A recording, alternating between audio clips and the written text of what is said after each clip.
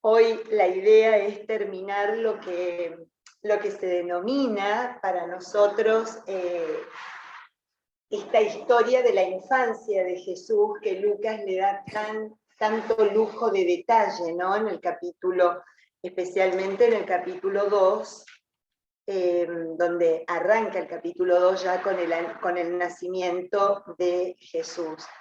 La idea es un poco poder recorrer esta infancia y recorrerla en relación a algo que a mí me encanta y que en Lucas es una realidad absoluta. Lucas se propone plantearnos el Evangelio como si fuera un camino. ¿Se acuerdan que yo les decía que plantea una auténtica teología del camino, ¿no? Desde el inicio hasta el final de Hechos de los Apóstoles, lo que nos marca es que es un lento pero claro proceso. O sea, desde la parte que toma, que vimos la semana pasada y que estábamos ya concluyendo la semana pasada, que en la historia lucana sería la parte del Antiguo Testamento, la parte de Israel, desde eso, aguárdenme un cachito nomás, un minuto.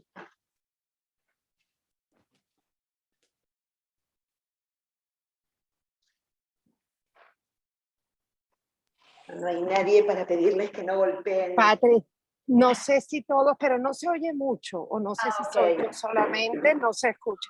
Ahí está. Ah, ya. ¿Pueden creer que Tranquilo. no golpearon en ningún momento esta semana? Está bien.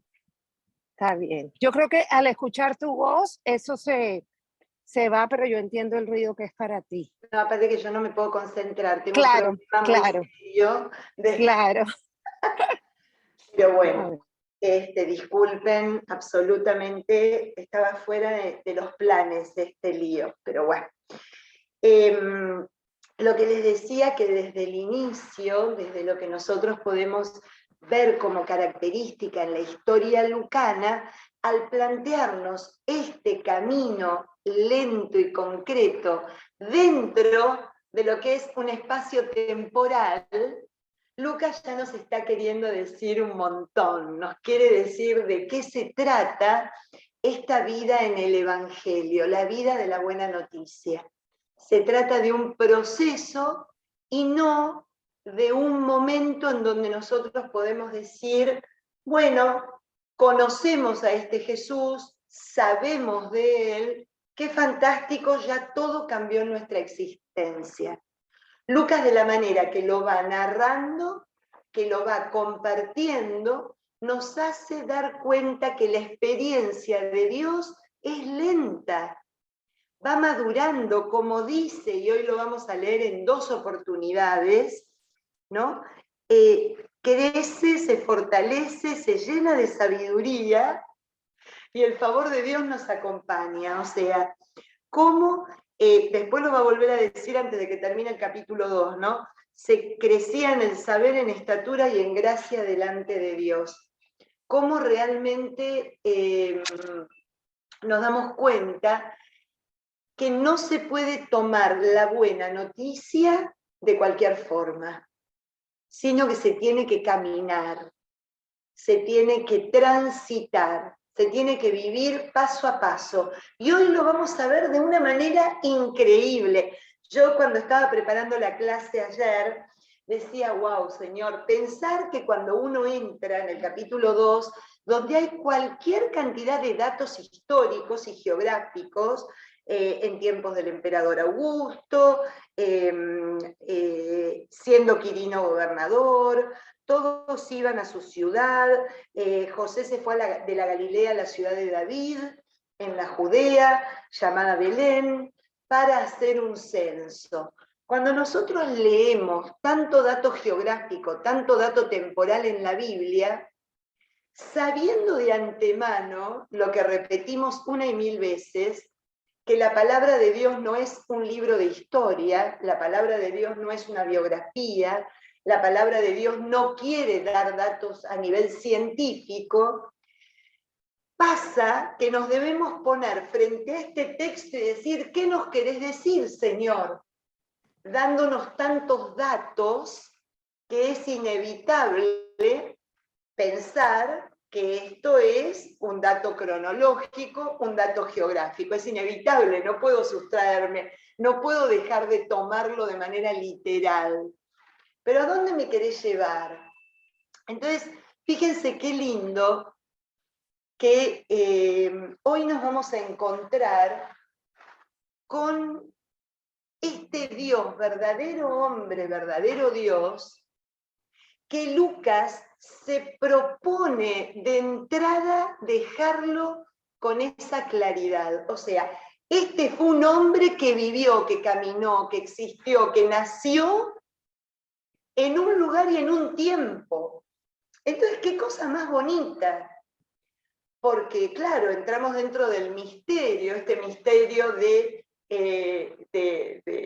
este Señor que tiene en sí las dos naturalezas, la divina y la humana, y que tanto nos cuesta, o nos quedamos con la divina y nos olvidamos del hombre Jesús, o nos quedamos con la humana y nos olvidamos de este Dios que nos redime, nos salva, ¿no? Que hace nuestra vida completamente restaurada, nos regala la vida eterna. Entonces, justamente Lucas, que no nos olvidemos nunca de dónde viene, Lucas es miembro de una comunidad que no tiene origen judío, de una comunidad como la de Mateo, en donde nosotros podemos realmente ver que es una comunidad que sabía a quién estaban esperando, que sabían de qué se trataba la espera, que había una promesa dada al pueblo elegido y que con ansia Israel la esperaba para tratar de planificar esa promesa que Dios le había hecho desde los tiempos más remotos, ¿no? El Mesías, el Salvador, el que venía para realmente salvarles, redimirles y hacerles vivir de una manera nueva y renovada el reino de Dios. Ese reino que con el tiempo y con las infidelidades Israel fue dejando atrás en su vida, ¿no? Acá no. Lucas pertenece a la provincia de Acaya, en esa península donde encontramos a Atenas y a Corinto, como les decía el primer día que nos reunimos para hablar de este evangelio. Y en esa provincia, si bien habría judíos, seguramente habría judíos, lo más posible era que la comunidad lucana fueran de origen pagano, en un casi 90% al menos. Era gente que se había formado, que había crecido con dos imágenes muy poderosas. Los dioses bajaban del Olimpo, eran hijos de Dios, eran hijos de Zeus, ¿no? Zeus se enamoraba de alguna humana y tenía hijos, y además de eso, su vida era alimentada con una serie de mitos, la mitología griega, que le daba sentido a su vida. Los mitos que eran enseñanzas morales, que tenían enseñanzas incluso pedagógicas de cómo, eran tremendamente pedagógicos, de cómo conducirse en la vida hacia el bien, para prevenir el mal, etcétera, todo lo que nosotros nos podemos imaginar. Entonces, imagínense Lucas, este evangelio vivo que nos regala, teniendo que explicar que Jesús es el fruto de una promesa dada por Dios, el Dios de la alianza, a un pueblo elegido, pero que trasciende ese pueblo elegido. Esta promesa es para toda la humanidad. Completamente, debía de ser bien difícil la tarea. Además, entre otras cosas, cabe que recordemos cómo vivía esta gente de la calle. Habiendo sido uno de los lugares más ricos y centro de una civilización tan poderosa como la griega, en los momentos en el tiempo donde se da esta historia, eran vasallos, era gente que estaba bajo el dominio de Roma, no tenían posibilidad alguna de poder planificarse en ningún área, gente a lo mejor con muchos valores eran esclavos o eran tomados simplemente como siervos de señores más poderosos, gente completamente desesperanzada. ¿Se acuerdan? Que algo comentamos la primera vez que nos vimos, que tenían su corazón de alguna manera puesto en un señor que no iba a venir dentro de esta comunidad, no salía de esta comunidad, iba a venir como de afuera, tenían la esperanza de alguien que viniera de lejos para salvarlos y para redimirlos. Y que, de alguna manera, lo que van a experimentar es espectacular, porque tienen esta experiencia de un Cristo que no viene bajando del Olimpo como alguien triunfante, no viene bajando de una nube como alguien, wow, yo soy el superhéroe que los voy a salvar de esta gente mala, sino de un pequeño niño nacido en la desprotección, en el despojo, no siendo aceptado, siendo rechazado, como lo eran ellos. Entonces, fíjense qué belleza. Lucas va a mostrar la historia de Cristo, de un Dios que se abaja no solo por hacerse humano, sino que toca lo más bajo, lo más pobre, lo más desposeído, el que sufre la indiferencia, el que sufre el desprecio, lo asume, lo vive, lo toma y de alguna manera lo regala a este pueblo sufriente, a este pedazo de humanidad completamente alejada de toda posibilidad de esperanza y de alegría, ¿no? Y de felicidad. Yo creo que por mucho tiempo no conocían ellos lo que era la plenitud, la verdadera alegría, el verdadero gozo. Entonces, es maravilloso lo que va a hacer Lucas en lo que vamos a leer hoy, porque después de haber terminado la historia de Israel, como veíamos la semana pasada en un Magnificat, que en boca de María es la recopilación de los libros sapienciales, parte de los salmos, parte de los profetas, como en María surge la voz de alabanza y de gloria a Dios por haber hecho en ella el cumplimiento de la promesa. Después veíamos en un Zacarías que hace lo mismo, en ese Benedictus, en ese bendito sea el Dios de Israel, porque ha visitado y redimido a su pueblo, ¿no? Esta alabanza de la gente del pueblo de Israel que siente una vez más a un Dios cercano, a un Dios que no se va, a un Dios que no le es indiferente lo que le pasa al pueblo como no le fue nunca, y lo podemos ver tanto en la Torá, en los 5 primeros libros, como en los profetas y en los libros históricos que forman la revelación, ¿no? Nuevamente hay un Dios que se inclina ante el dolor humano. Y hoy, perdón, no me estoy salteando, lo vamos a ver luego, a este viejito Simeón, representante del pueblo creyente y que con esperanza aguardaba en el templo de Jerusalén conocer al Salvador, a quien ha esperado a lo largo de toda su vida. Y se lo cumple, el Señor le regala esa dicha. Ahora mis ojos han visto a mi Salvador, ya me puedo ir en paz, ya puedo descansar. Entonces, vamos viendo, ustedes pónganse de alguna manera en el lugar de este pueblo, en el lugar de esta comunidad, y no hay que hacer mucho esfuerzo, porque si bien nosotros no vivimos en Grecia, la única que volvió de Grecia es Rita, creo, por ahí debe andar, no vivimos en Grecia ni tenemos esa experiencia, la humanidad entera entiende lo que estaba viviendo esa provincia, entiende lo que estaba viviendo esa comunidad. porque es el ritmo habitual del hombre. No, a lo mejor no nos domina hoy el Imperio Romano, pero cuántas cosas dominan nuestra vida, cuántas cosas dominan nuestra existencia, cuántos temores, cuántas incertidumbres en esta realidad en donde estamos inmersos. Y Lucas vuelve a traernos esta buena noticia de la alegría, del gozo, de la esperanza, de la gloria entre nosotros.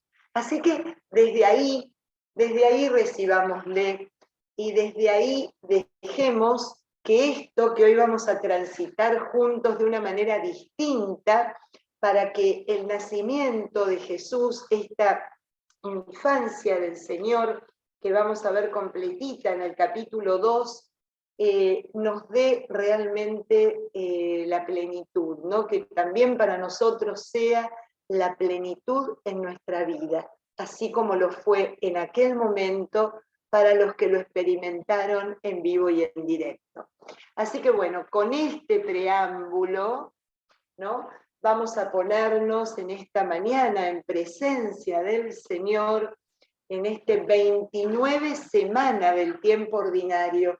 Ustedes recuerden que el tiempo ordinario no es nada más ni nada menos que un tiempo de formación, un tiempo donde de alguna manera aprendemos a ser discípulos y seguidores del Señor.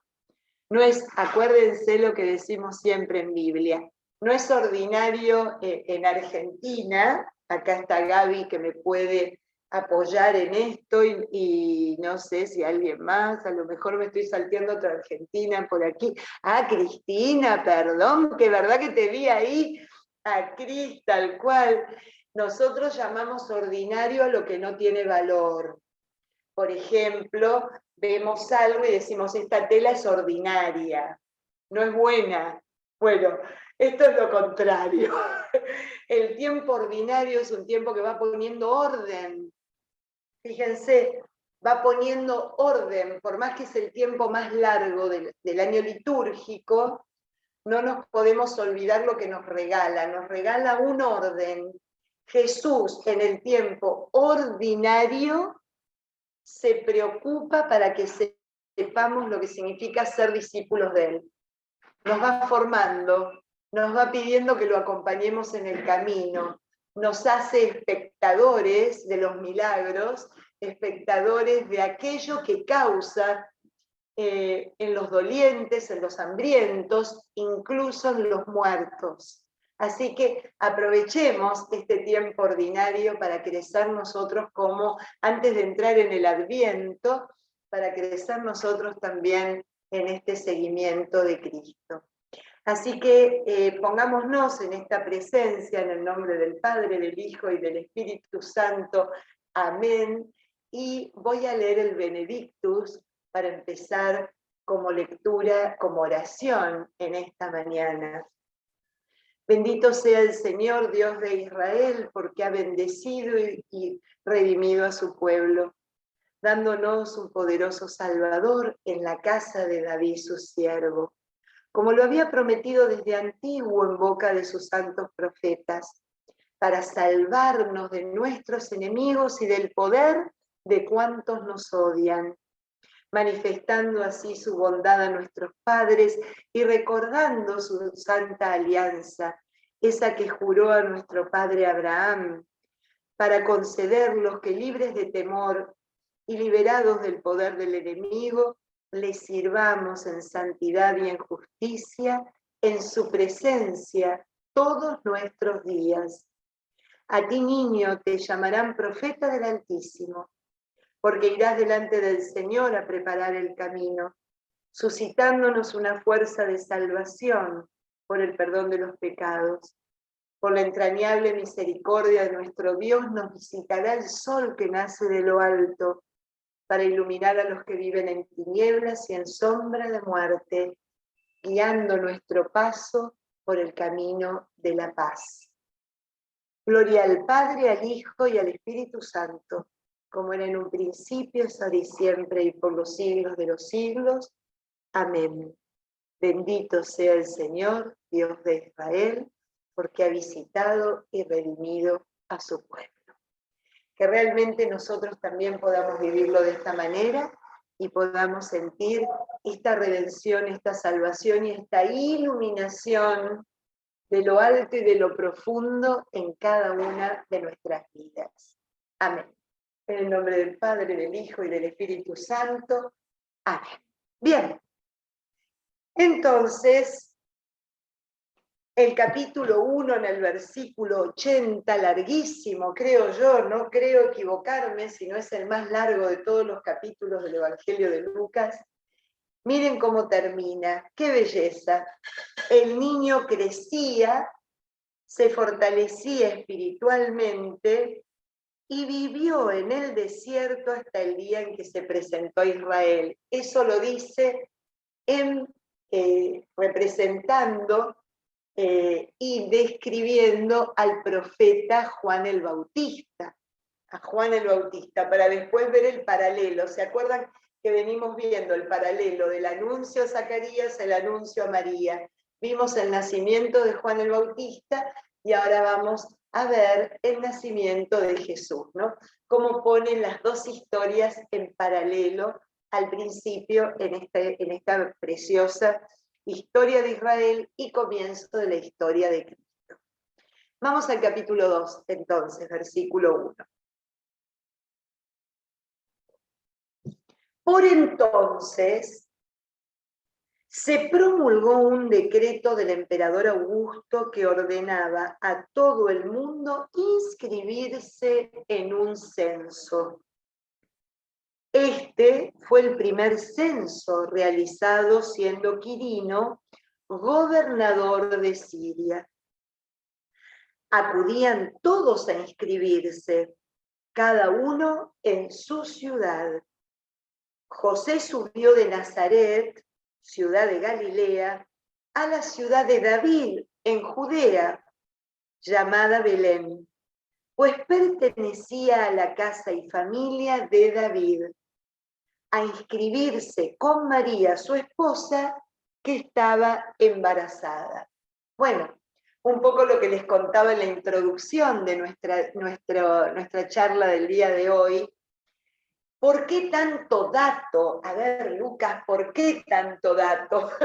Qué raro en la palabra de Dios ver tanta cosa concreta, ¿no? En el Antiguo Testamento también, en el libro de la Antigua Alianza también nos encontramos con algunas de estas expresiones históricas, ¿no? Donde nos dan tanta coordenada.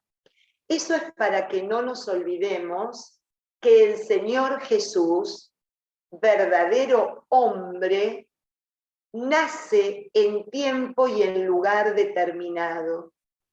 Nace en un tiempo y en lugar determinado. Llega a este mundo, se cruza con nuestra historia humana, comienza a caminar entre nosotros en un tiempo y en un lugar determinado. Les cuento además, esto es un paréntesis, que estos datos que Lucas nos regala, Augusto, Quirino, primer censo, ayudaron a ubicar exactamente el momento del nacimiento del Señor, que no es en el año 0, ¿se acuerdan que la historia empieza con el nacimiento de Cristo? 0 de la era cristiana, ahí empezamos a contar hasta el 2022, que estamos hoy día, ¿no? Bueno, nosotros en realidad deberíamos estar en el 2028, si fuera real, porque gracias a estos datos tenemos que datar el nacimiento de Cristo en el año -6 de la era cristiana. Cuando uno coteja cuándo estuvo Augusto, cuándo fue el primer censo, cuándo fue gobernador Quirino y cuándo pasaron todos estos acontecimientos, nos ayuda a nivel cronológico a decir en el año -6 es que se produjeron estos datos. Por supuesto que cuando se distribuyó la historia a partir del nacimiento de Cristo no se tenía tanto conocimiento ni había tantos instrumentos como los hay desde hace unos siglos a esta parte para poder hacer esta afirmación que estamos haciendo hoy día, ¿no? Pero eso no nos importa tanto, ¿verdad? Acá lo que nos importa es que hubo un momento de la historia humana en donde Dios se cruza con el hombre, donde Dios entra a formar parte de la historia de la humanidad. Y es acá.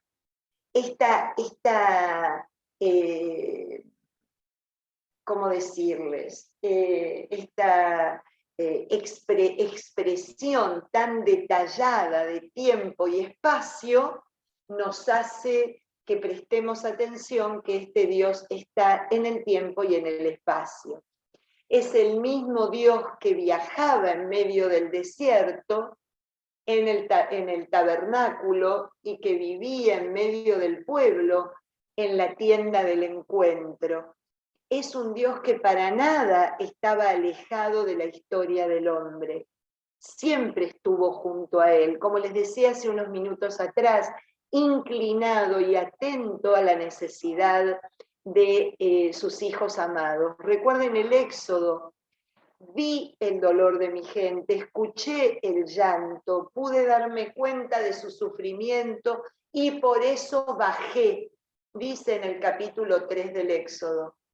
De la misma manera, esta aparición tan abundante de datos cronológicos y geográficos hacen ver de que Dios sigue actuando de la misma forma, que obviamente, como dice el Evangelio de Juan, la palabra, él mismo, se hace carne y habita entre nosotros, y acá Lucas quiere que nos quede claro esto. Nuevamente, vuelvan a recordar a quién y de quién se trata esta comunidad lucana. Acá no hubo un tiempo mítico, acuérdense, en aquel tiempo, o in illo tempore, ¿no? Como empezaban en latín los relatos míticos de Homero, o de algún otro escritor de la Grecia antigua, ¿no? En un tiempo prácticamente fuera del tiempo humano. No, acá no. En un tiempo y en un espacio que es propio de la humanidad, llega el Señor y dice: acá estoy. Acá estoy para caminar tu vida, para hacerte sentir que no estás solo en la enfermedad, en el desprecio, en el odio, en la indiferencia, en la muerte, ¿no? En la traición, en aquellos que te siguen por interés. No estás solo. Soy un Dios que tengo la intención de acompañarte en cada momento de tu vida, para que sientas realmente mi presencia junto a ti. Fíjense qué bonito. Ya no es un Dios que vive en el Olimpo, sino que es un Dios bien bajito, bien cercano, y no es un cuento mítico, sino que es una realidad patente y real. Así que por eso la superabundancia de datos y de elementos que nos ayudan a situarlo en un lugar determinado. Bien, algo importante: la actitud de María y de José. Una actitud que va a llamar mucho la atención. Pensemos de quién estamos hablando. Estamos hablando de una muchacha jovencísima de Nazaret, del pueblo de Israel, que siente la dicha, como ella misma la canta, y veíamos en el Magnífica, que Dios vio su humildad, que vio su nada misma, que vio su despojo absoluto, y que le dice que sí, para que todo ese vacío se llene de él. Sin embargo, esta niña jovencita y este hombre joven, porque hoy día se dice que José no era ningún viejo, todo lo contrario, era un hombre joven, probablemente de más edad que María, pero María estamos hablando casi en un adolescente, ¿no?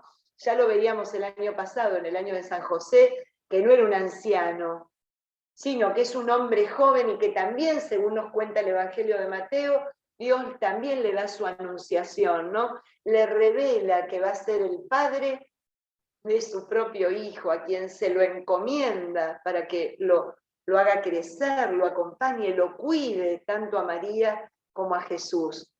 Sin embargo, la actitud que ya nos presenta Lucas desde el capítulo 2 llama la atención y es una enseñanza para todos nosotros. La madre del Señor y el padre adoptivo de este Señor son absolutamente dóciles y obedientes. No se ponen en un lugar de privilegio. No dicen, como a mí me llamó Dios para ser su madre y a mí me reveló que voy a ser su padre aquí en la tierra, voy a estar fuera de toda ley, humana y divina, de toda ley y todo precepto. No, los vemos con una docilidad, viviendo una vida absolutamente común, una vida completamente lógica, como viviría cualquier mortal que camina por esta tierra. Y con esa docilidad, déjenme decirles, emprende un camino José, que quiero contarles, no es nada fácil. Los que fueron a Tierra Santa, que acá hay muchos en el chat, en estos momentos, en el Zoom, perdónenme, se recordarán que de Nazaret a Jerusalén, por lo menos, hay 2 horas y pico de viaje hoy día por autopista, y que el camino es recontraarduo, porque venimos de una tierra montañosa, baja, en relación a la corteza terrestre, atravesando un desierto tremendo, y cuando digo desierto no es el desierto dorado y bello de Arabia Saudita, es un desierto pedregoso, completamente árido, espantoso, y cortado por montañas y cortado por wadis, ¿no? Por estos como precipicios propios del clima desértico. Y esta mujer embarazada o no, en un estado avanzado, por lo que nos está queriendo transmitir, se pone en esta misión, llegar a Belén para cumplir con un decreto imperial, con un decreto que de alguna manera es dado por alguien que no tiene nada que ver con el pueblo de Israel, ¿no? Sino que es aquellos que los están maltratando y sojuzgando en aquel momento de la historia. Entonces la docilidad de emprender el camino hacia donde Dios los quiere llevar. Eso es la docilidad de ponerse en manos de Dios. Entonces termina esta suerte de cronología y de puesta geográfica, llevando adelante también un dato profético, un dato que tiene que ver con la promesa hecha por Dios al pueblo de Israel.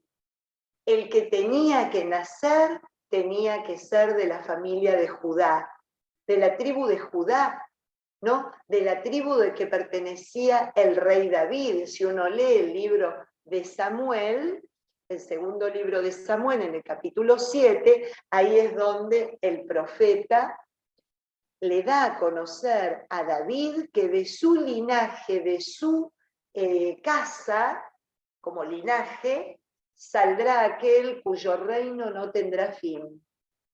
Y este es el Señor Jesús. Entonces, qué bonito que en estos 5 versículos encontramos el dato histórico, geográfico y profético. Acá tenemos al verdadero hombre y al verdadero Dios, aquel que se pone en nuestra humanidad y que se hace uno entre nosotros, y aquel que fue prometido desde todos los tiempos por Dios al pueblo elegido. Bien, seguimos entonces, versículo 6. Estando ellos allí en Belén, ¿no? Ya vamos a hablar un poquito de Belén ahora, enseguidita. Les llegó la hora del parto y dio a luz a su hijo primogénito. Lo envolvió en pañales y lo acostó en un pesebre, porque no habían encontrado sitio en la posada. ¡Wow! Bueno, algunos datos. Y nos regala, voy a seguir leyendo para hablar ya en un todo de qué pasa en Belén en esa época. Había unos pastores en la zona que cuidaban por turnos los rebaños a la intemperie. Un ángel del Señor se les presentó. La gloria del Señor los cercó de resplandor y ellos sintieron un gran temor. El ángel les dijo, no teman, miren, les voy a dar una buena noticia, una gran alegría para todo el pueblo. Hoy les ha nacido en la ciudad de David el Salvador, el Mesías y el Señor. Esto les servirá de señal. Encontrarán un niño envuelto en pañales y acostado en un pesebre. Me voy a quedar acá. Bueno, hasta eso nos regala un montón de significados en quién es este que está viniendo al mundo, quién es este que nace en este lugar. Número 1, la ciudad de David es la ciudad de Belén. Betlehem en hebreo, casa del pan. ¡Wow! ¡Qué belleza! El Señor nace en la casa del pan, aquel que va a decir Juan en su evangelio, yo soy el pan de vida, yo soy el pan de vida, ¿no? Nace allí, en la casa del pan. ¿Qué mejor otro lugar para nacer que en esa ciudad? Que además de cumplir la promesa dada por el profeta a David, cumple este signo del verdadero pan, ese que se va a quedar alimentándonos hasta su vuelta, hasta su parucía, su segunda venida entre nosotros, ¿no? El pan de la vida. Pero no solo pasa eso en Belén. A mí me da pena que los evangelios no vengan con un poco más de explicación, pero está buenísimo, es para que nosotros nos preocupemos y vayamos a buscarla. ¿Qué pasaba en este lugar donde estaban estos pastorcitos? Miren, Belén está acá. Es una zona muy montañosa, preciosa, donde hay colinas, grandes elevaciones. Y aquí, por aquí abajo más o menos, está la localidad que se llama hoy día Bet-Sahur. Bet-Sahur, que se llama Bet-Sahur, es casa del vigilante. Porque Sahur era, si nosotros traducimos, si fuera escrito en hebreo, en lugar de pastores serían los vigilantes de la noche. Son los Sahur, los que prestaban vigilancia a quiénes, a los corderos que se criaban para sacrificar en el templo. Ahí, bajo la colina donde estaba la cueva de Belén, donde nace Jesús, estaban los criaderos de las ovejas y corderos sin mancha, sin defecto, que les cuidaban con sus propias vidas, incluso a cargo de algunos sacerdotes, porque esas eran las ovejitas, los corderitos que se tomaban para ofrecer a Dios en el templo de Jerusalén. Belén queda a minutos, a walking distance, diríamos acá en Estados Unidos, pero hay muchos de otros países, ¿no? A distancia de camino a Jerusalén, al templo. Se puede ir caminando de Belén al templo de Jerusalén sin problema. Bueno, allí se cría el cordero del sacrificio. Miren ustedes el capítulo 2 en estos versículos, lo que nos sigue regalando como dato importante de quién es el que nace, y no el que nació en otro tiempo como se puede encontrar en los mitos de Homero o en algún otro mito griego. No, no, no. Hoy les ha nacido en la ciudad de David. Hoy. Vayan y vean. Hay un signo y lo van a encontrar. Esto no es mítico. Esto no es in illo tempore. No es fruto de la imaginación o del deseo de algún dios dormido. No, no, no. es una realidad y la pueden encontrar, la pueden ir a tocar, la pueden ir a adorar. Es un Dios de verdad entre nosotros. Y es un Dios que se hace pan, y es un Dios que va a ser reconocido como el Cordero de Dios que quita el pecado del mundo. Miren qué hermosura. Todo lo que está condensado en estos pocos versículos, ¿no? Que nos regalan otra perspectiva de esto que tanto leemos en la Navidad y que tanta alegría nos trae, este sueño de niños, ¿no? De una noche estrellada y que hacemos una hermosa casita, ¿no? Con este techo a dos aguas y pajitas, ya no, ¿saben qué? Era una cueva maloliente, amigos míos. Si bajaron a la cueva de Belén algunos de ustedes y pudieron estar allí, es como un tubo espantoso, oscuro, húmedo, que no quiero ni pensar en ese momento lo que sería. Y saben una cosa, era lo único que encontró José para dar a luz María. No encontraron sitio en la posada. Entonces, recuerden cuál era el secreto que nos quiere dar Lucas de entrada. ¿Te acordás? Cuando nos decía, hacete Teófilo, hacete amigo. Y también María, en el Magnificat, y vivir la humildad, vivir esta nada, este vacío de vos mismo, esta humillación para que Dios pueda hacer grandes cosas en ti. Lo que veíamos la semana pasada. Hoy se unen las dos, estas dos realidades, ¿no?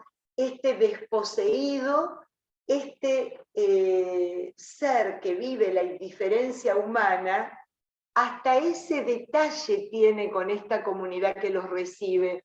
Ellos también estaban viviendo la indiferencia, el maltrato, no tenían sitio ni en posada ni en lugar importante, vivían como podían. Y acá hay un Dios que con toda su amor y su empatía, no solo muestra su humildad haciéndose uno de nosotros, sino eligiendo para vivir lo que le pasa a la mayoría de la humanidad. El padecimiento, de alguna manera, este desinterés por el cuidado de unos con los otros, ¿no?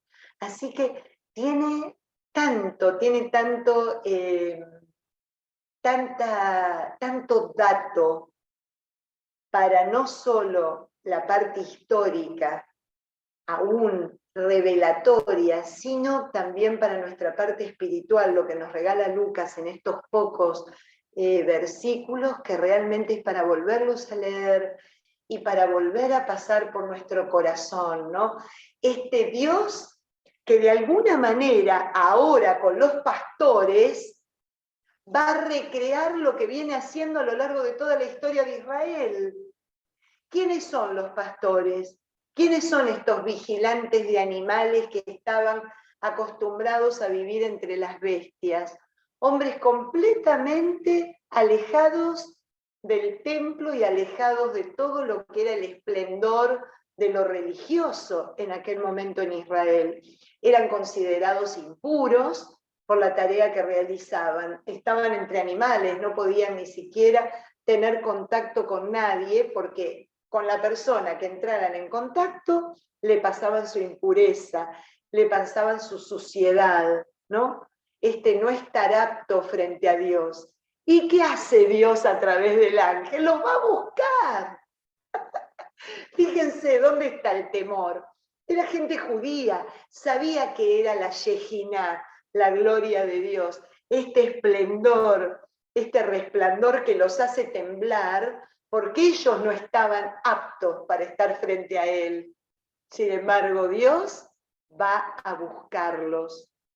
Dios vuelve a decirles, wow, ustedes no pueden venir hacia mí, yo voy hacia ustedes.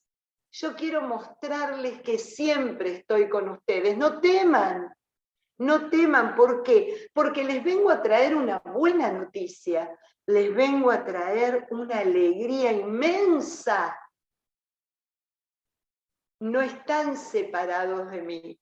No hay nada ni nadie que los pueda separar de mí, como va a decir San Pablo, ¿no? En la carta a los romanos. Yo voy en busca de ustedes. Fíjense qué belleza, desde el principio de la Escritura hay un Dios que nos busca. Si vamos al Génesis, en el capítulo 3, ¿dónde están? ¿Dónde están? ¿Dónde están? Y hoy nuevamente vuelve a buscar a estos señores, a estos pastores, a estos vigilantes, para decirles lo mismo. No teman, no teman. Yo vengo a ustedes. Y vengo en gloria, y vengo en plenitud, y vengo a traerles la felicidad máxima, ¿no? Fíjense qué detalle el que tiene este Dios para cada uno de nosotros. Y nosotros, ¿no? Fíjense que no solo los rebaños están a la intemperie, estos pastores también estaban a la intemperie, fuera de Dios, alejados de Dios, ¿no? Y el Señor nos busca, el Señor va, el Señor se aparece, el Señor nos regala esta experiencia que a veces nos hace temblar de temor, ¿no? ¿Cómo estamos nosotros en relación a esto?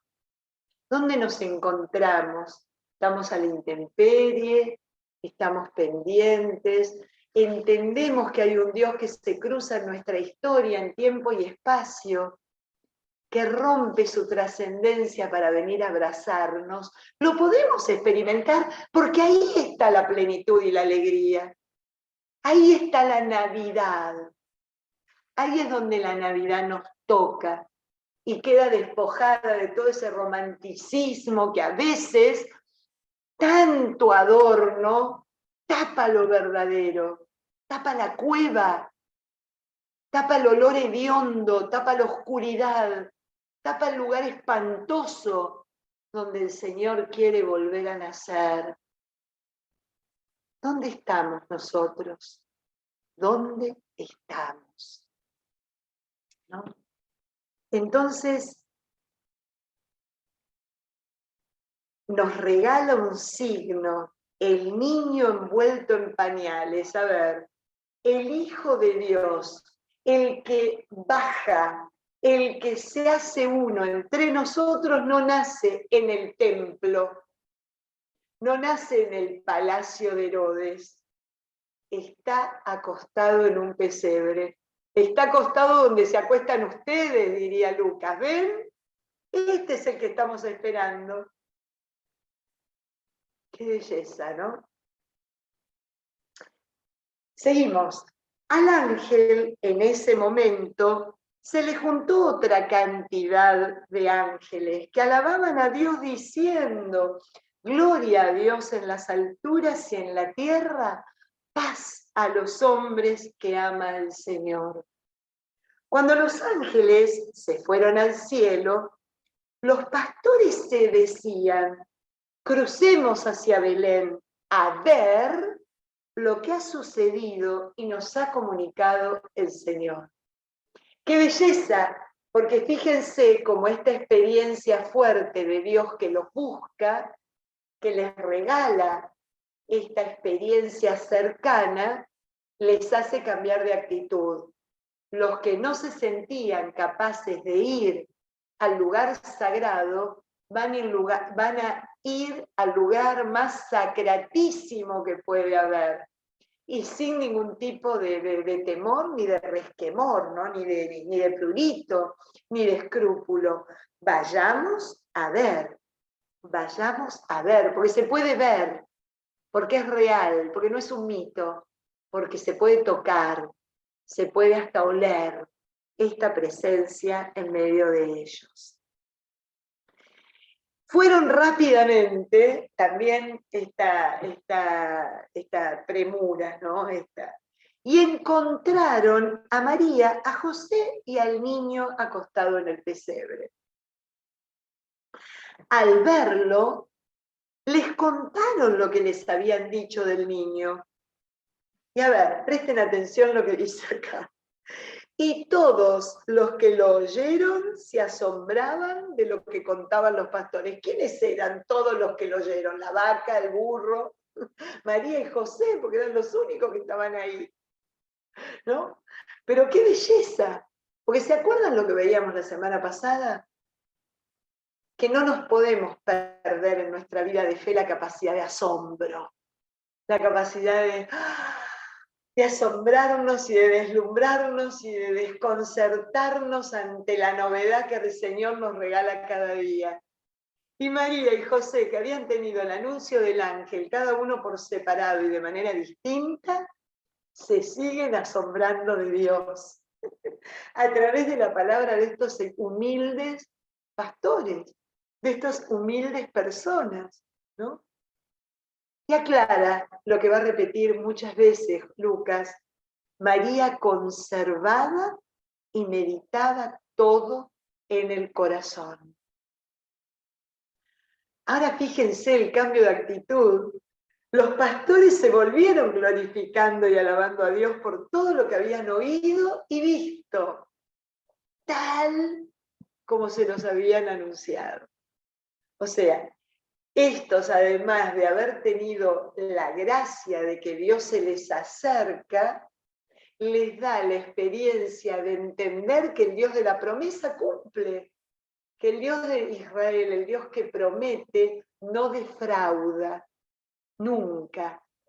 Y esa experiencia propia, ¿no?, les cambia la actitud anterior, mientras que antes se habían sentido con temor, porque recuerden lo que pensaba Israel, ¿no? Israel, ¿qué pensaba en su corazón?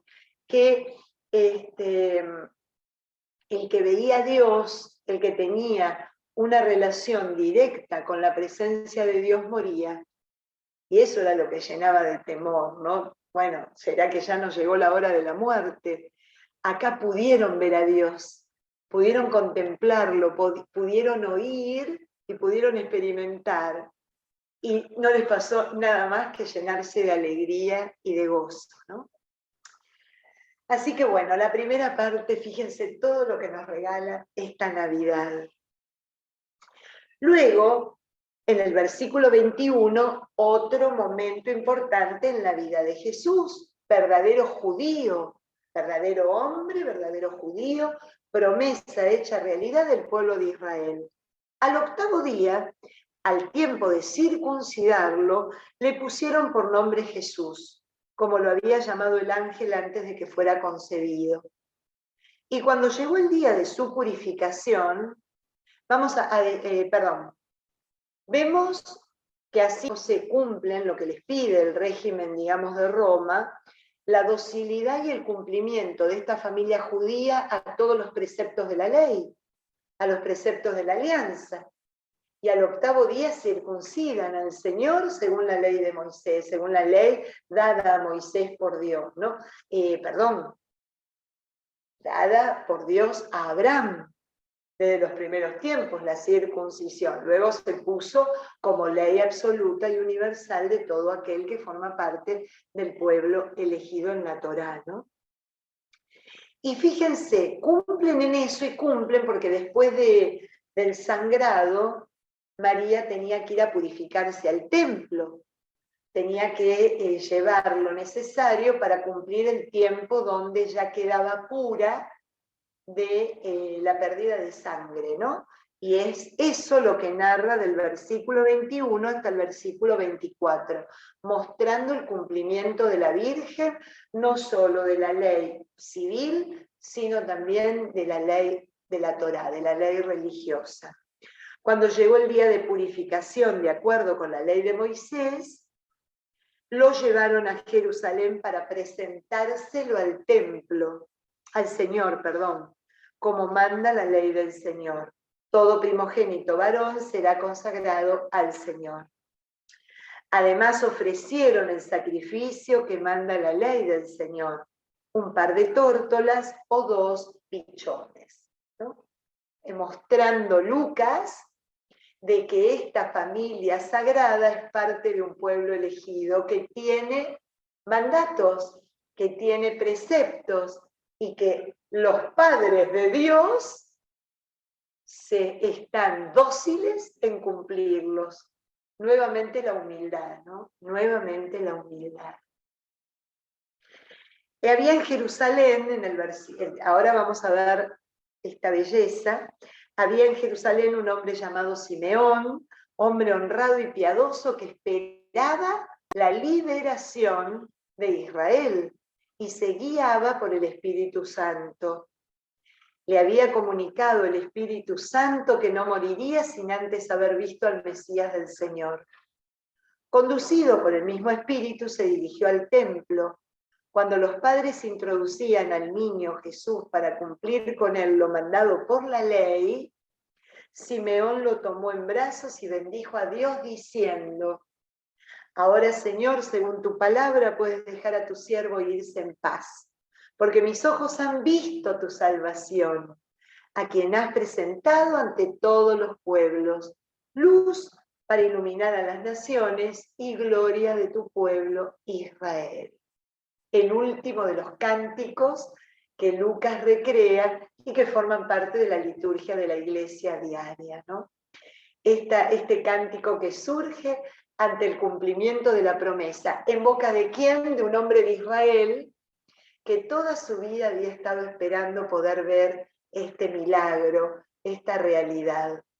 Y qué belleza, porque aparece con toda contundencia este hombre de Israel, impulsado por el Espíritu Santo. O sea, no es que se le ocurrió a él porque era un iluminado, era un hombre sabio, era un hombre vidente. No, no, no. Impulsado por el Espíritu Santo, va al templo y entre los miles de niños que debía de haber ahí diariamente, reconoce al Señor como el que es el Salvador. Miren qué belleza, desde el principio, ¿no? En el Benedictus, porque se ha ocupado de rescatar a su pueblo, dice Zacarías, dándonos un poderoso Salvador. María, en el Magnificat, festeja a mi Dios, que es mi Salvador. Y ahora, Simeón, Dios, puedes dejar a tu siervo irse en paz porque mis ojos han visto al Salvador. Como Lucas se preocupa para que nosotros veamos en la figura de Cristo, en este enviado, en este Señor que se hace uno de nosotros, no al que viene a juzgarnos, no al que viene a condenarnos, sino al que viene a salvarnos, a liberarnos, a restaurar a todo aquel que está tirado al borde del camino, en todo sentido.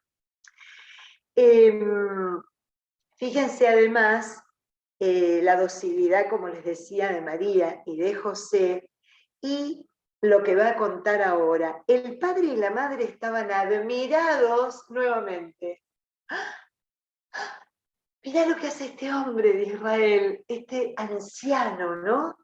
Mirá lo que nos dice. Me imagino esta pareja abierta a Dios y que deja que Dios les siga sorprendiendo, no ya por unos humildes pastores, sino por un hombre sabio de Israel que se encuentra en el templo, ¿no? Esta admiración. Simeón los bendijo y le dijo a María la madre: mira, este niño está colocado de modo que todos en Israel o caigan o se levanten. Será signo de contradicción y así se manifestarán claramente los pensamientos de todos. En cuanto a ti, una espada te atravesará el corazón. Fíjense, además, la profecía de este santo, de este hombre santo de Jerusalén.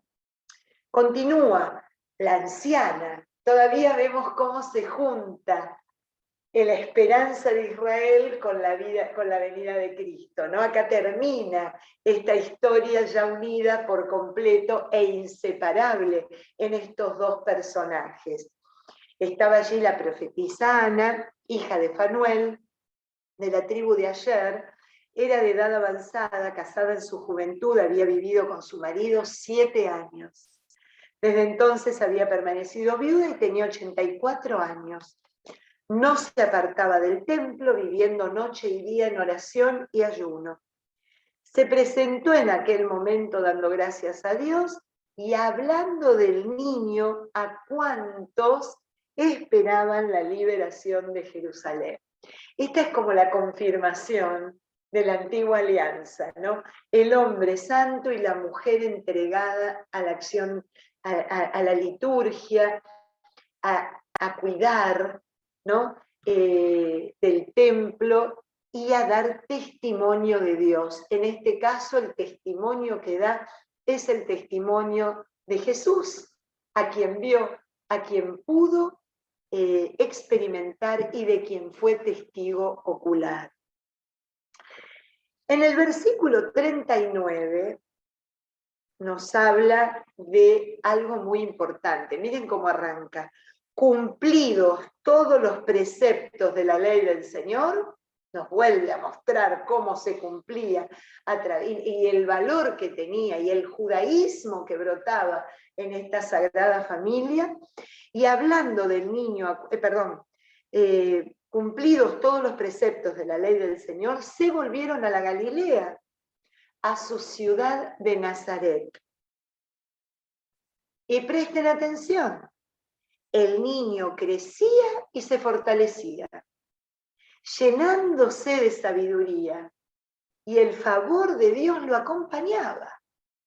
Esto, que va a volver a decirlo más adelante en el versículo 52 de este mismo capítulo, nos muestra que Jesús iba creciendo como hombre, fortaleciéndose como hombre y descubriendo quién era realidad, que lo va a descubrir en su totalidad a orillas del Jordán a través del bautismo, donde se le confirma su misión como Mesías, su ungido como Cristo, ¿no? Entonces, cómo esto iba creciendo, crecía, fortalecía, muestra nuevamente lo que les decía al inicio de este encuentro. El proceso de Cristo, el crecimiento en Él, es el crecimiento y el proceso en nuestra vida.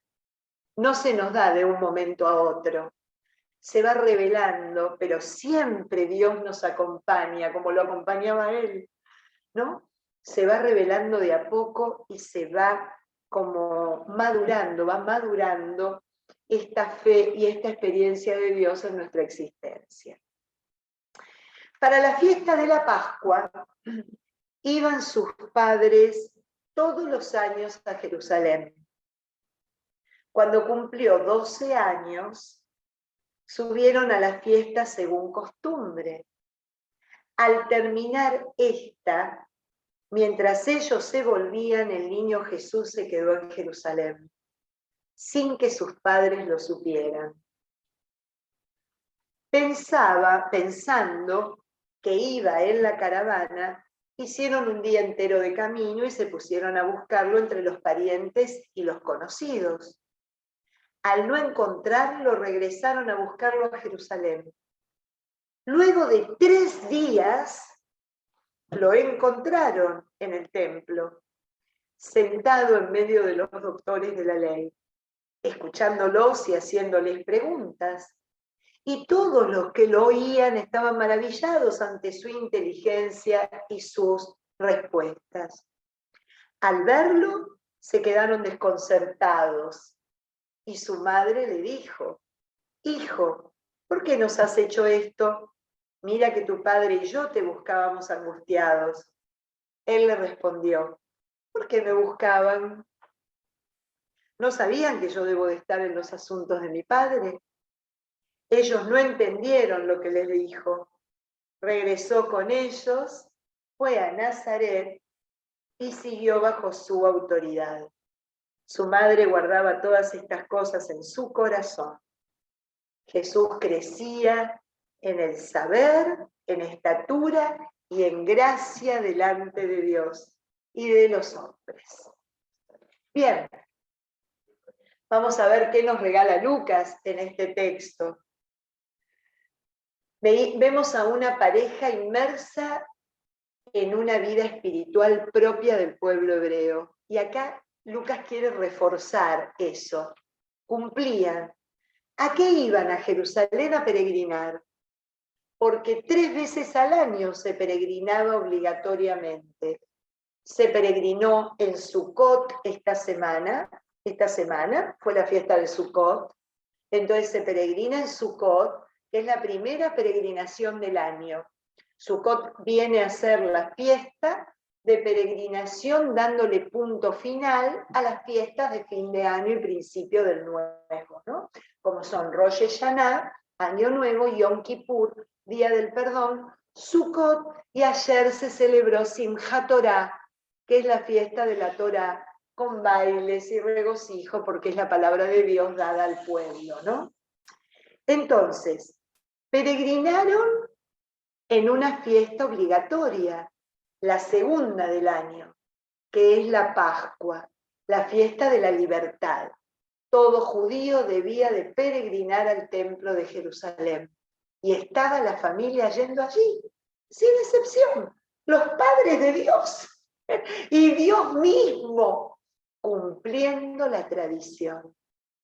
Cosa que va a surgir después cuando encontramos a los evangelistas que dicen, el sábado, estando en el templo o estando en la sinagoga, ¿no? Como mostrando cómo Jesús continuaba cumpliendo los preceptos de Moisés. Bien, número 1.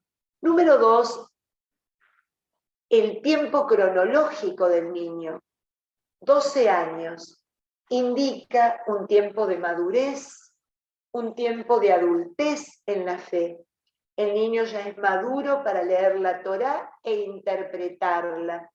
Ya es parte de lo que se denomina de los hombres que pueden rezar en cualquier lugar. Se lo considera un adulto más dentro de lo que es la fe judía, ¿no? O sea, está mostrando la peregrinación en ese tiempo.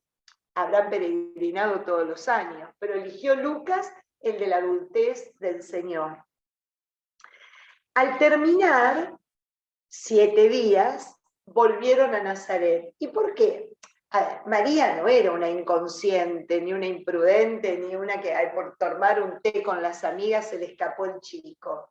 No, era común que las familias unidas a través de los grupos, digamos, de procedencia, la tribu que formaban, ¿no? Porque era una cosa medio clánica, de alguna manera, tribal, 100% tribal, acostumbraban a moverse como en la parentela entera, ¿no? Entonces los niños se sentían en casa con cualquiera, todos eran miembros de la familia, todos eran considerados hermanos y hermanas, de alguna manera.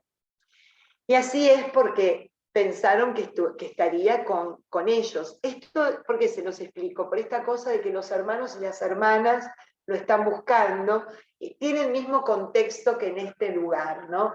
Eran como parte de su familia más cercana. Claro, cuando se dan cuenta vuelven a Jerusalén a buscarlo, y miren lo que dice el versículo 46. Luego de 3 días lo encontraron en el templo. El tercer día, que en la Biblia lo que significa manifestación de Dios, se manifiesta Dios en el templo, en el lugar donde tenía que estar. El templo era la morada de Dios en la tierra, ¿no? Donde dice el profeta Isaías que Dios tenía puestos los pies en el templo de Jerusalén, mientras que toda su otra parte estaba en el cielo. Los pies estaban apoyados en el templo de Jerusalén, los pies de Dios. Una mirada muy antropomórfica, ¿no? Para decir la presencia. Allí es donde lo encuentran sus papás. Esta revelación de Dios,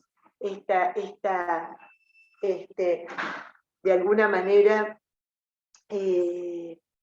manera que tiene el Señor de darse a conocer. ¿Y dónde estaba? Haciendo lo que podía hacer a partir de esa edad, discutiendo, hablando, charlando con los doctores de la ley, ¿no? Lo que cualquier niño de esa edad ya adulta y miembro de una comunidad podía llevar a cabo. Pero claro, todos se quedaban maravillados por la inteligencia y por las respuestas que Jesús le daba. Algo que venía de otro lado, venía de una experiencia superior, ¿no? Pero sin embargo, termina diciendo que el niño crecía en el saber, iba creciendo, nuevamente nos vuelve a mostrar cómo el verdadero hombre seguía su proceso de crecimiento natural, no tenía nada extraordinario, ¿no? Esto viene a cuento de los apócrifos, que le han puesto a Jesús un montón de milagros, un montón de cositas que en los de la revelación, en los evangelios que forman parte de la palabra de Dios, no están presentes, para que no descuidemos este proceso que se va dando también en la vida del niño, ¿no? Y el último detallito, al verlo, María y José, nuevamente otro regalito del Señor, se desconciertan, se admiran.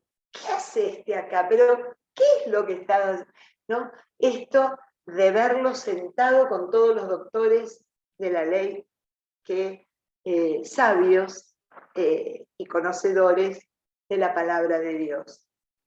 ¿Por qué nos has hecho esto? Mira que tu padre y yo te buscábamos angustiados. Él les contestó, ¿por qué me buscaban? ¿No sabían que yo debo de estar en los asuntos de mi padre? Y fíjense qué bonito, que también nos habla de la humanidad de estos papás. Ellos no entendieron lo que les estaba diciendo. Esta cosa de que a veces nosotros tenemos la tendencia de poner a María como la supermujer o casi una diosa, pensando que todo lo sabía, que todo... No entendía de qué estaba hablando. Ellos también estaban haciendo el mismo proceso que con el Señor. José y María también hicieron el mismo proceso en la vida de Cristo, en la vida de ellos y ellos en la vida de Cristo, ¿no? Regresó con ellos, fue a Nazaret y siguió bajo su autoridad. O sea, entró en el orden de una familia, mostrándonos este verdadero hombre, cómo crecía como cualquier niño y como cualquier adolescente. Su madre guardaba todo esto en el corazón. Me voy a quedar un minuto en esta pregunta. ¿Para qué tiene que ver esto con nuestra vida espiritual? Bueno, varias cosas. Primero, el ejemplo que nos da María, José y Jesús, de celebrar, ser dóciles a aquellos signos, ritos y celebraciones que nos hacen tener una experiencia de Dios en nuestra vida, ¿no? Esto que da sentido a nuestra vida, esta docilidad. Número uno, por ahí, ellos que lo podrían haber evitado todo porque ya lo tenían todo, sin embargo nos muestran cómo lo continuaron haciendo hasta el final. Número uno, eso, como una enseñanza. Pero número dos, dice el padre Schockel, Señor, también tengo temor que te pierdas, que no te pueda encontrar. También tengo temor que no te pueda encontrar. Y tengo temor que no te pueda encontrar en el lugar donde estás, porque me paso buscándote en los lugares equivocados, ¿no? También este temor de María y de José, estos días que pasaron buscándolo en los lugares equivocados, son una enseñanza para nuestra vida espiritual. Que también nosotros te podamos, de alguna manera, encontrar siempre y no perderte, ¿no? Que no te pierdas, que no te podamos perder, ¿no? Que nosotros, fíjense que así como el Señor nos busca, como a través de los vigilantes, nos damos cuenta que se abaja a pesar de nuestra impureza, de nuestro desprecio, de aquello que no nos consideremos aptos ni dignos, con ese escrúpulo que nos persigue constantemente y nos hace evitar vivir su vida en la nuestra, ¿no? Acá también así como nos busca que no nos perdamos, como dice el Papa Francisco, este Señor que pasa, que no se pierda, ¿viste? Que lo podamos realmente tomar y hacer lo que se quede en nosotros. Y me quedo con una pregunta y les dejo a ustedes esta pregunta para estas semanas que van a estar de vacaciones los miércoles. ¿Por qué me buscan? ¿Por qué me buscan? ¿Por qué me buscan? Respondámoselo en una oración de silencio, cotidiana. ¿Por qué te busco hoy, Señor? ¿Para qué te busco? Y fíjense, estaban angustiados, ¿no? Y no lo encontraban. ¿Por qué te busco y cómo te busco? ¿Cómo te busco? ¿Será acaso que en lugar de buscarlo, tenemos que tener la capacidad de que Él nos encuentre?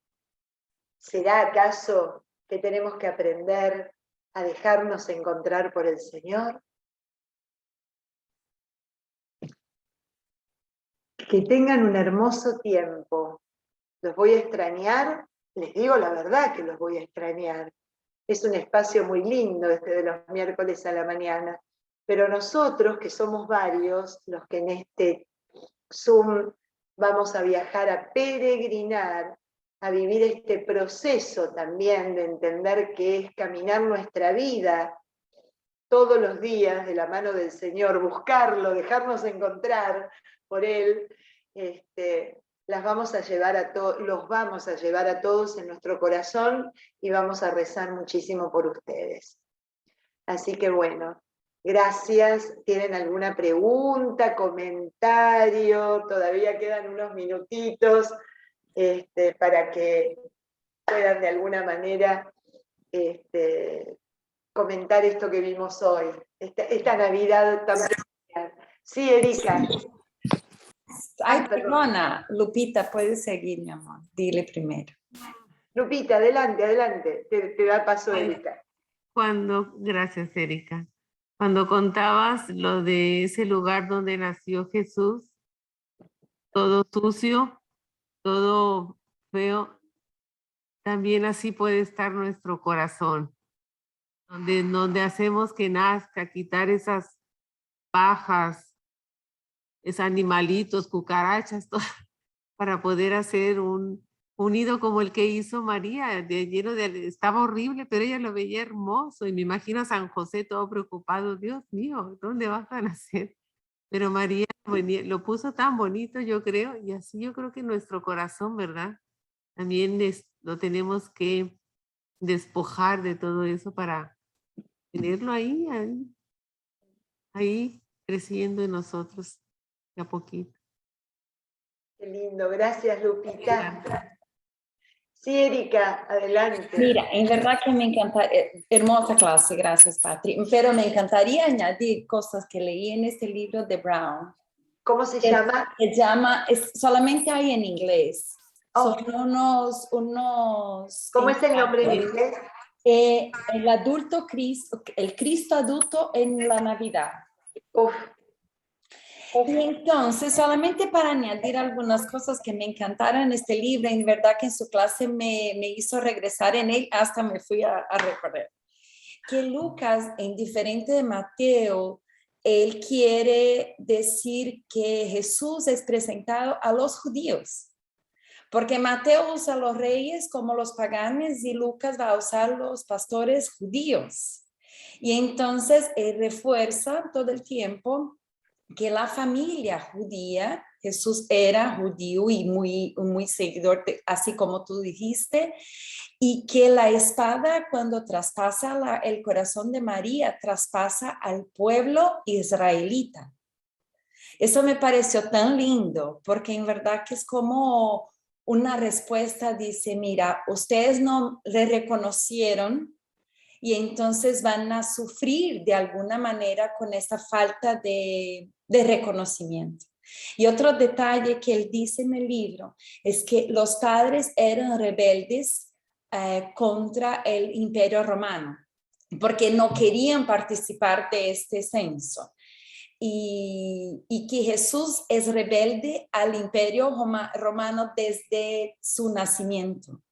O sea, nace en un lar a quien no quiere ser oprimido, que no acepta el opresor. Así que solamente para añadir, Patti, porque es verdad que ese libro es hermoso, hermoso. Y gracias por la clase. Gracias por sugerirlo, Erika. Gracias. Aparte, el padre Brown es espectacular como escribe. Tiene los libros del Antiguo Testamento y del Nuevo Testamento. Bueno, es un biblista espectacular, así que él murió ya, es de acá de Estados Unidos, pero fue profesor en Washington, en donde se forman los sacerdotes. Tenía un sacerdote amigo nuestro que falleció hace unos años que lo tuvo de profesor. Así que imagínense, era una belleza también escucharlo a él. Así que gracias, Erika, gracias. Sí, Ángela, ahí te vemos la manito. Hola, Patti, hola a todos. Hola, Patti, Ángela. Sí. yo quería oír de ti lo que significa ser profeta en estos tiempos y cómo supuestamente nosotros estamos llamados a ser profetas, porque se me confunde un poco, o sea, la tarea de evangelizar. Cuando yo pienso en profeta, quiero saber qué relación tiene con eso de evangelizar. Y muchas gracias por la clase hermosa. Qué linda, Ángela, gracias. Mira, te voy a resumir porque tenemos una clase de profetas que dura 1 hora y media, pero para más o menos poner algunas características básicas. El profeta, por sobre todas las cosas, es un hombre de Dios, profundamente arraigado, encontrado por Dios, inmerso en Dios. Pero así como es un hombre de Dios, es un hombre del mundo donde vive, un hombre con los pies bien sobre la tierra, un hombre que no mira para otro lado ni está anestesiado espiritualmente. Le duele el tiempo, le duele el lugar donde transita. Entonces, el Señor, la misión que le encomienda es la de anunciar la verdad, anunciar la palabra, la verdad, a tiempo y a destiempo, como nos decía el domingo la palabra de Pablo, ¿no? La carta a los Efesios, a tiempo y a destiempo.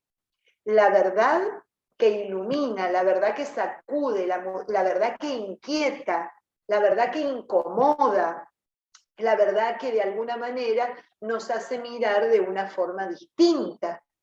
Entonces, nosotros, por el bautismo, recibimos la triple misión de Cristo, que era sacerdote, profeta y rey. ¿Qué significa? Que nuestra vida tiene que ser veraz. Nuestra vida tiene que ser un testimonio desde la verdad, ¿no? Con amor, pero desde la verdad.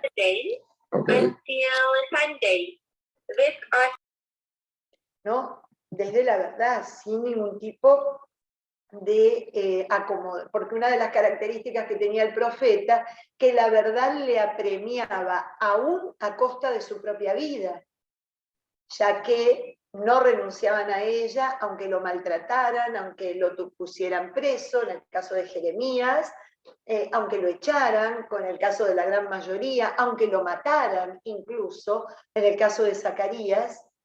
La verdad, como decía recién Erika, era tan importante que la palabra de Dios era para el profeta una espada de doble filo que les atravesaba el corazón, como dice el profeta Isaías, ¿no? Es una espada de doble filo, esa imagen de la espada que atraviesa el corazón es una imagen del Antiguo Testamento. Esta espada de doble filo, ¿qué significa? Que corta al entrar y corta al salir. Por eso doble filo. Corta al entrar y corta al sacarla, al extraerla. No deja nada sin meter lo que quiere introducir, ¿no? Así que ser profeta es eso, ser testigos de la verdad, por eso profundamente inmersos en Dios y profundamente comprometidos con el mundo.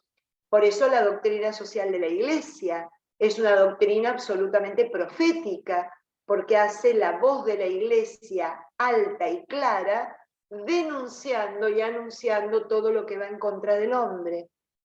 No sé si fui clara, Ángela.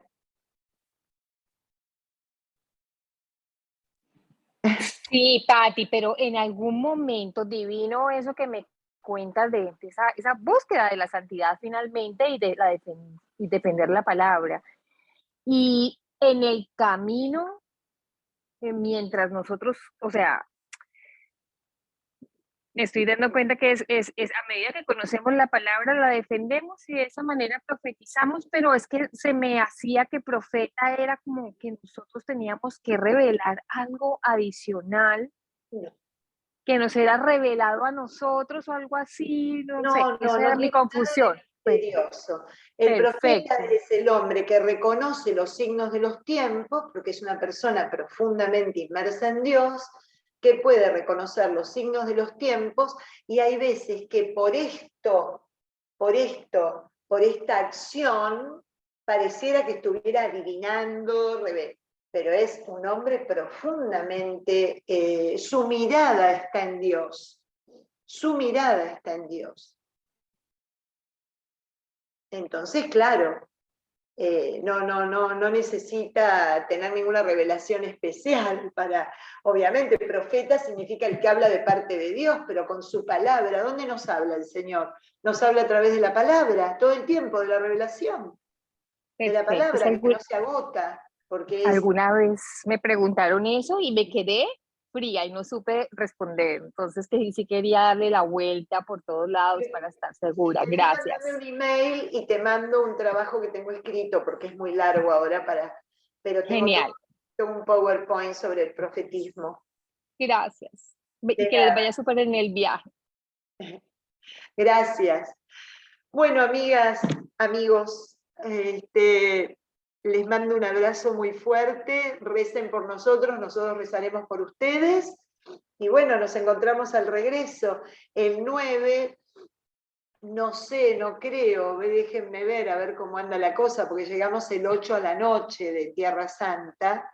Vamos a ver, manténganse el 8 a la noche, traten de chequear, no sé si vamos a poder tener clases, no sé en qué estado vamos a estar. Casi que les diría que arrancamos el 16 para no hacer lío.